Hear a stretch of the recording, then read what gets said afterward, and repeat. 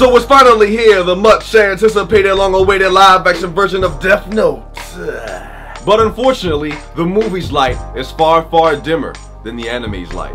Main character and high school student Light Turner is posted up after school. He's getting paid for doing other students' exams. He's a homework and quiz dealer. He hands them that work, they hand him that money. He's looking like a depressed boy band leader, looking like he has 0 friends.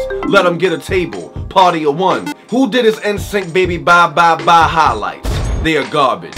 And right on time, a storm ensues. The Death Note drops out of the sky. He picks it up and starts rubbing on it like Birdman. He sees a kid getting punked by the school bully. The girl he likes sticks up for the kid. The bully pushes the girl. Light jumps in between them with a crazy disco move. Light begins to pack the bully, saying he failed twice. The bully gets angry and knocks Light out. Light wakes up with his vision all blurry. Next thing you know, he's in the principal's office. He gets caught red-handed with hella students' homework in his book bag. The principal then gives him detention. While in detention, Light cracks open the Death Note. He quickly learns that this ain't no ordinary book.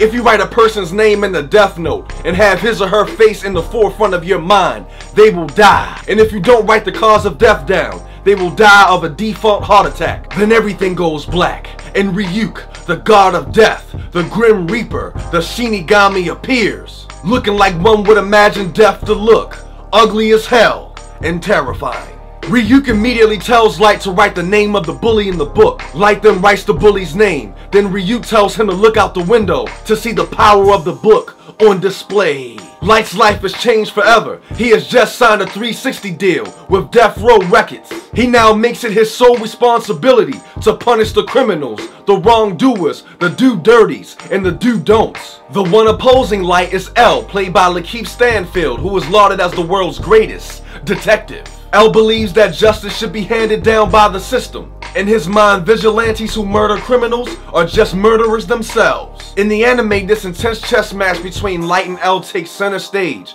very similar to what we see happen between the Daredevil and the Punisher. Their ideals on justice clash, launching them into one of the most intense rivalries ever.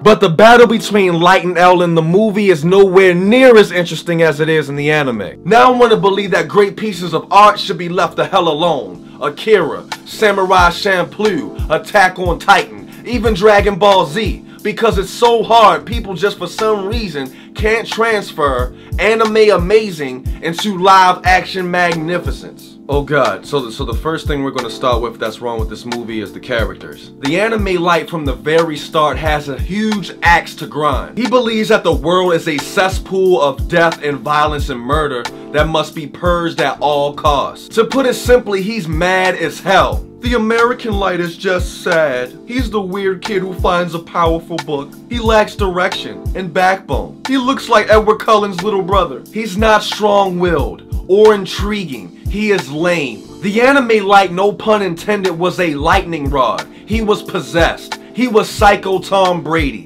He was Walter White. His intention started out as pure, and then he goes to a dimension that you cannot bring him back from. Anime Light didn't need any reassurance. He didn't need a hug. He didn't need anybody to help him make difficult decisions. Anime Light was focused, and he was on a mission. Moreover, the Ryuk from the anime was so laid back. He does drop the Death Note out of boredom on Earth to start conflict, but he simply just wants to be entertained. You know, by death, but he was cool about it. Over time, Ryuk simply becomes an omnipresent passenger, witnessing the mountain of bodies that Light is building. In contrast with the anime, the American Ryuk is the one with the axe to grind. He tells Light from the start, if you want this bully to stop bothering you and everyone else, write his name down in the book. Kill him now. Personally, I don't mind a more straightforward Grim Reaper, especially if he's played by Willem Dafoe. However, the anime version yields more conversation. In the anime, Ryuk kinda gave Light a choice, but in the movie, the Death Note was stuffed down his throat. This leads into a dynamic beyond Light versus L,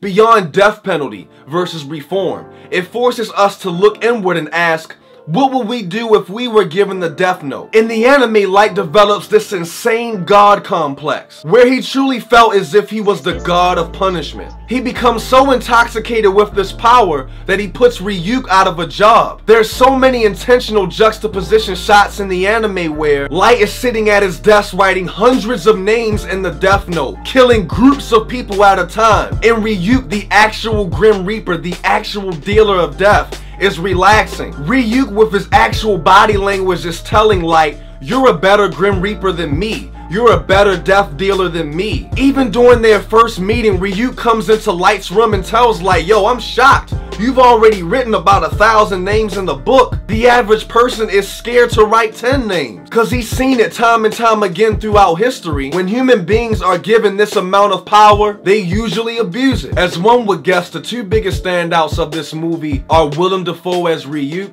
and Lakeith Stanfield as L. Lakeith has the mannerisms and the off-putting demeanor of L down, and Dafoe's voice is spot on. This role was made for him. The biggest thing that I feared is that if this anime was made into a movie, that it will become a watered down, bastardized version of itself. All of my fears were realized. The plot was an absolute mess. The love interest thing was way overblown. It was CW'd. It was Twilighted. It was Vampire Diaries. It was Batman vs Superman. I don't get it with these types of movies. If the source material is great, why deviate from the source material? The heavy lifting is already done. Harry Potter was great. Lord of the Rings was great because it stuck to the source material. Hell, if Batman vs Superman stuck to The Dark Knight Returns, we would have a Batman film to rival The Dark Knight. I didn't even mention how they took some classic 80s power ballads and just tossed them into the soundtrack. Those songs went with the plot like ice cream and shrimp.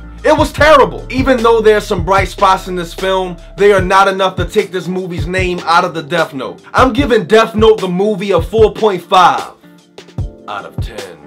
Okay, so let's get to this giveaway real fast. Copy and paste this link. Okay. Paste this link into the random machine. The random machine will randomize. Sister LJS Journey won the best self-code giveaway. This is pretty dope because this sister's always one of the first on the scene to like and share my videos. Email me your mailing address and I will send you that best self-code stuff and you will have that. Congratulations. If you enjoyed this video, like and share this video. And if you want to help me make more videos, pledge $1 to my Patreon page. This keeps me out of the Hunger Games and in front of yo face. We got more movie reviews coming your way, and we got more book reviews coming your way, and we got more of that random stuff coming your way. I'm in the bathroom.